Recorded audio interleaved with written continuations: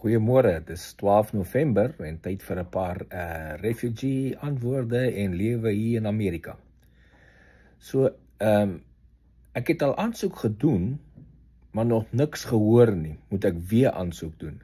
So as jy lank terug aansoek gedoen het en niks gehoor het nie, en jy het nog niks gedoen na die 4de November nie, dan kan jy weer aangaan. Jy kan aansoek gaan doen by die ambassade in Suid-Afrika. So as jy enigiets ingevul het na die 4de November by die ambassade by Suid-Afrika, moenie weer iets invul nie. Maar as jy nog niks gehoor het nie, jy het miskien 'n paar weke of 'n paar maande terug aansoek gedoen, dan kan jy by die Amerikaanse ambassade in Suid-Afrika ingaan op hulle website. Daar is sommer heel bo as jy oopmaak is daar die refugee program en dan gaan doen jy die aansoek daar. Vir die wat nou intussen daar gaan aansoek doen het vanaf die 4de November, moenie weer gaan nie. Kan ek so lank werk soek daar in Amerika? Wel, niks keer jy om so lank werk te soek nie, en wat se website gebruik jy? Jy kan enigiets gebruik, LinkedIn of een van daai plekke. Maar onthou net, jy kan nie regtig werk soek, jy kan kyk waar is werk en wat se werktipe is daar so aan, want jy kan nog nie regtig aansoek doen vir 'n werk en 'n application invul nie, want jy het nog nie work permit nie. So dalk moet jy miskien net so 'n bietjie vashou. Jy kan gaan deurgaan en kyk wat is beskikbaar. Kry 'n paar idees, maar nog nie goed invul nie, want jy het nog nie 'n work permit nie. Ek's 'n staalwerker en 'n welder, sal ek regkom in Amerika? Jy sal definitief regkom. Enige ou wat met sy hande kan werk in Amerika gaan definitief regkom en jy gaan soos 2 konings lewe. Miskien soos 3 konings lewe. Hang af waar jy jou job kry. Gaan hulle die kinders ook interview? Dis seker nou praat jy van by die final interview by die ambassade uitself. Hang af vir oudsie kinders. Hulle kan hulle miskien 'n vraag vra of 2 vir die ouer kinders, maar is meestal die hoofaansoeker wat in sy vrou of haar man wat die interviewproses wat hulle interview. Maar niks keer hulle om 'n vraag aan die kinders te vra nie. So, jy het gepraat van credit score. Hoe gaan 'n mens toe doen met jou credit score opbou? Wat is die beste bank om te gebruik? Maak nie saak wat se bank jy gebruik nie. Credit score is universal hier so in Amerika. Maak nie saak wat se bank jy is gebruik nie. Maar hier's die ding. Hoe bou jy 'n credit score vinnig op? So, ek het my credit score opgebou binne 18 maande van 0 af, want as jy aankom met jy mos 0 credit. Binne 18 maande van 0 af tot ver oor 750. So die hoogste wat jy kan wees is 850. Enigiets bo 700 is klaar baie goeie credit. Oor 750 is 'n excellent credit. Oor 800 is heeltemal bo. As jy oor daai credit score kom, dan kry jy maklik lenings en jy kry maklik goeie interest rates wat laag is. Of as jy karre koop op daai credit score, kry jy baie keer no interest. So, hoe bou jy credit score vinnig op? Hier is die belangrikste punt. Eerste ding, moet jy 'n klomp bankrekenings oopmaak. Een is genoeg. Soos ek en my vrou share, selfe bankrekening, 2 kaarte, maar op dieselfde bankrekening. Maak maksimum 2 ander rekeninge oop, soos 'n klererekening. As jou vrou wil klere koop, maak 'n klererekening oop by 'n plek, soos by jy mos daar in Edgars en so aan. Hier doen jy dieselfde, jy gaan na een van die klerewinkels toe wat jou sê, dan maak jy 'n klererekening by oop. So as jy jou eie bank 'n kredietkaart het en daai een klererekening, dis genoeg, jy hoef nie meer te doen nie. Nou, hier's die belangrike punt. Jou kredietkaart, jy gaan nie sommer 'n kredietkaart kry nie, want jy het nog nie credit score nie. Maar jy kan een van daai self-paid kredietkaarte kry. So jy sit $1000 of $2000 in die bank in, hulle hou dit. En dis jou kredietlimit wat jy kan gebruik. So, nou gaan jy gooi petrol in of jy koop kos. Gooi petrol in met jou kredietkaart en nou betaal jy jou kredietkaart terug. Die belangrikste punt is, elke maand moet jy jou kredietkaart betaal. Moenie net die minimum bedrag betaal op die kredietkaart. Hulle gaan sê, jy het sê maar jy het $1000 al gebruik en sê hulle, okay, jy gaan nou maandeliks $68 'n maand moet betaal op jou kredietkaart. Om daai 1000. Moet dit nooit doen nie. As jy moet 68 betaal, dan betaal jy $150. Dubbel soveel. Of, as jy kan, maak hom skoon.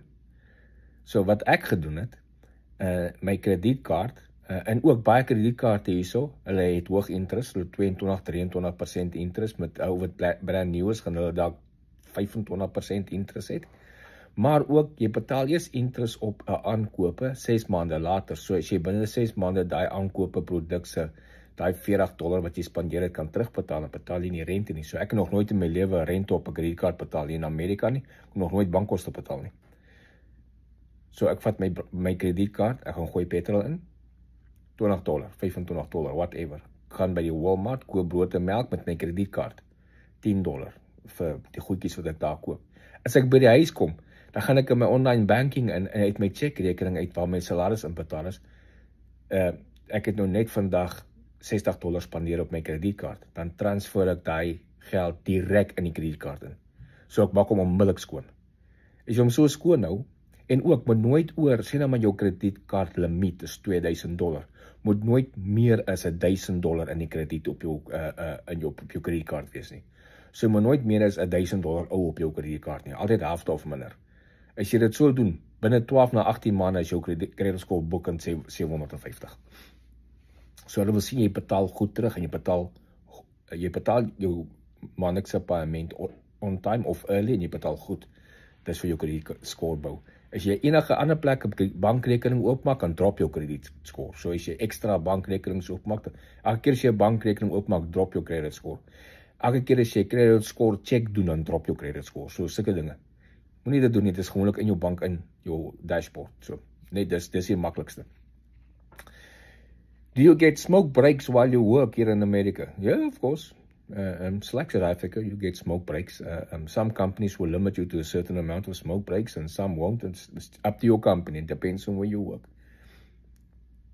Terwyl ek 'n refugee is, ek is nog 'n refugee, ek is nog in die refugee program, ek is nog onder hulle hulp, kan ek vir ander familielede in 'n ander staat gaan kuier? Jy kan gaan kuier waar jy wil as jy 'n refugee. Nou jy is in Amerika. Amerika jy het nie papiere nodig om van een staat na ander te gaan. Jy kan gaan kuier as jy wil. Onthou net een ding. Terwyl jy nog in jou akkommodasie is wat hulle jou gesit het, probeer hulle jou werk kry. Moenie daar disappear en vir jou familie gaan kuier en jy's nie hier om werk te kry, werk te soek en al daai om van die program af te kom nie. Dit gaan hulle 'n bietjie vir ons voor. So, maak seker jy kry eers en as jy wil gaan kuier vir 'n dag of 2 dae of so iets, praat net met jou caseworker. Sê ek is nie donderdag en Vrydag hier nie, so moenie my soek vir iets, want hulle is konstant besig om jou te help met die prosesse deur te gaan en jy moet beskikbaar wees vir dit. Maar as jy hier disappear en jy gaan kuier vir 'n week of 2 weke by jou familie en hulle kan nie jou prosesseer, jou proses voortgaan nie, dan gaan hulle ernstig vir ons daaroor. So onthou net as jy aankom as jy's onder die refugee program, bly daar in jou akkommodasie waar jy is, tot hulle jou werk gekry het, tot hulle alles reg het en tot jy beskikbaar is om te begin werk en jy kan van die program afkom. As jy net vir 'n dag of so iewers uitgaan, dan weet dit jou caseworker dat jy nie soek nie. En daarna as jy op jou eie is en jy is van die program af en jy werk nou, dan kan kuier vir wie jy wil, wanneer jy wil, providing jy kry verlof by jou werk. Iemand sê, kom ons praat van karre, die verskil in prys van karre tussen petrolkarre en dieselkarre en is daar baie. Hier is omtrent niks dieselkarre in Amerika nie. Jy kry hulle hier en daar. Amper niks, die trokke en goeds diesel, miskien pick-up trucks is daar, jy kry baie pick-up trucks wat diesel is, maar karre, hulle maak nie meer dieselkarre hier so, is almal petrol, want die petrol is so goedkoop en die tegnologie is al so goed, jy kry dieselfde range om dit petrolkar of jy moet 'n dieselkar kry. Kry 'n dieselkar bietjie verder range, maar die diesel kos meer as petrol by ons. Nee, hier's nie baie dieselkar nie. Jy gaan ver moet soek om 'n dieselkar te kry. Iemand vra 'n ander keer, kan ek 'n kar koop, 'n tweedehandse kar koop vir $5000? Jy sal 'n hele paar karre kan kry vir $5000, tweedehandse karre. Jy moet net bietjie rondshop. Nie net die eerste een vat wat jy sien nie, en kyk, as jy kom, die nice ding as jy 'n kar soek hierso, dan gaan jy na sy Carfax toe, en dan gaan kyk sy goed op Carfax, dit moet daar op wees, of die kar in 'n ongeluk was, en hoeveel mense hom besit het voorheen, en so aan, en sy diensrekord. Ons is nie getroud nie, en ons het 'n seun saam, ek en my girlfriend, ons het 'n seun saam, Nou, omdat ons nie getroud is nie, moet ons apart aansoek doen. Hoe kan ons maak dat ons al 3 gelyktydig hier aankom? Want obviously is die seun saam met een van die ouers. So as jy nie getroud is nie, maar julle bly saam en julle het 'n kind saam, dis amper soos 'n common law marriage anyway, of gaan trou, as jy nie wil, as jy bang is dat gaan julle opsplit of iets. Maar as jy aansoek doen, probeer aansoek doen op so 'n manier dat jy dit skryf dat jou girlfriend, wat jou kind se ma is, en julle al 3 bly in dieselfde huis, onder dieselfde, kyk net as julle so, ek is nie seker hoe hulle daai in werk nie. Ek kan jou regtig nie daar raad gee nie. Ek weet nie hoe werk hulle daai nie, jy kan miskien aansoek doen as een gesin. Maar die riglyne sê, as jy nie getroud is, elkeen wat nie getroud is, jy moet sy eie aansoek doen. So, as jy interviews en goed kry, laat weet hulle. Sê vir hulle, okay, my girlfriend het ook aansoek gedoen, is een van julle eerste geroep is, maar ons het 'n kind saam en ons bly saam, kan ons gekombineer word. Do you need to be a certain age to qualify for medical aid? Nou, as jy hier aankom, gaan almal qualify vir medical aid, want jy is op die refugee program. Sodra jy van die refugee program afgaan, en jy op jou eie is, dan gaan jy medical aid kry deur die company by wie jy werk, of jy moet self een uitneem. Die mense wat qualify vir medical aid is eers die wat op social security pension gaan as hulle 65, 67 is, op Medicare. Dis 'n ander storie. As jy aankom en jy is klaar oor daai ouderdom, hulle sê jou sê wat jy moet doen, jy gaan seker eers met 'n tipe werk doen of iets in die gang kom, maar hulle kan ook vir jou sê, wel, jy's ingekom as 'n refugee, jy gaan qualify vir sekere tipe goed weens jou ouderdom en as jy enige disability of so iets het. Mense vra, mense kan ek kom werk daar, ek is al 75, sal dit vir my werk. Kom ek julle gou iets vertel gister op die nuus, want gister is Veterans Day by ons. Het die nuus 'n ou ge-interview. 'n World War II veteran, hy's 98 jaar oud, hy werk elke dag voltyds by Lowe's. 98 jaar oud. Hy was 40 jaar in die military, hy het 30 jaar vir IBM gewerk, en toe wil hy nie aftree nie, want hy wil nie by die huis sit, hy sê as jy by die huis sit, gaan jy net oproes, en nou werk hy al vir 12 jaar, 10 jaar by Lowe's, elke dag, voltydse 8 uur skof. 98 jaar oud. Daar's nie 'n afsny ouderdom om te werk in Amerika nie. Jy kan werk tot jy omdop, tot jy nie meer kan nie. En as jy 'n gebrek of iets het weens daai ouderdom, dan moet daar reasonable accommodation wees. Daai oom werk in Lowe's by die outdoor afdeling, hy slaat die til daar by die outdoor afdeling, en hy vertel mense, gaan wys hulle in die rakke, waar is die beste kunsmissakke, waar is die beste plante wat hulle kan kry, en waar is die beste graaf en die beste hark, en hy kom slaat die til vir hulle en opvlou net, wat hy elke dag doen.